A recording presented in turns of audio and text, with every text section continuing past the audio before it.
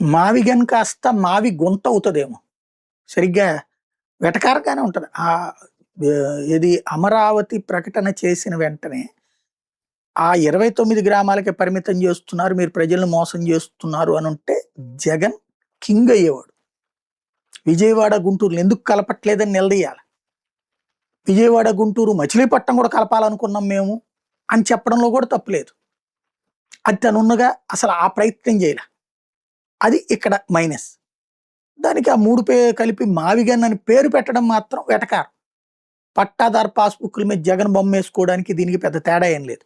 అప్పుడు అధికారులు తప్పు అనుకున్నారు, కానీ అధికారులు కూడా జగన్కి ఆ ఫీలింగ్ ఉండబట్టింది. ఇప్పుడు ఇది కూడా తన పేరు ఉండాలనినే కోరుకుంటున్నాడు అన్నటువంటి దాన్ని ఏమంటారు, ఖండూతి అనమాట.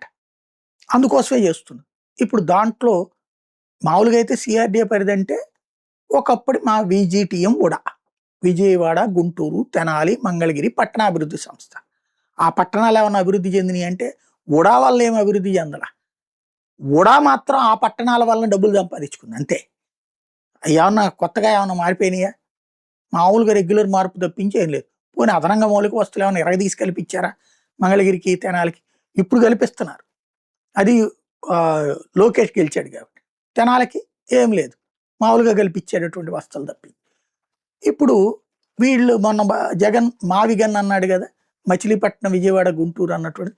మచిలీపట్నం సిఆర్డీఏలోనే ఉందని చంద్రబాబు గుర్తు చేశారు కదా, తెనాలి కూడా సిఆర్డీఏలోనే ఉందన్నటువంటిది ఇప్పుడు ఈయన గుర్తు చేస్తున్నట్టున్నారు.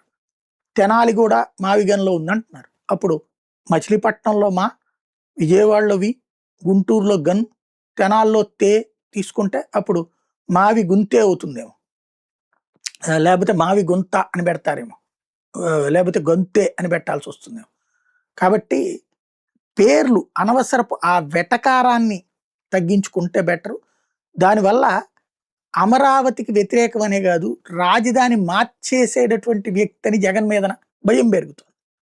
అది పెరిగిందంటే జగన్ రాజకీయ జీవితానికి చరమగీతం పాడుకున్నట్టు అవుతుంది. రాహుల్ గాంధీని ఎందుకు జనం వద్దనుకుంటున్నారు?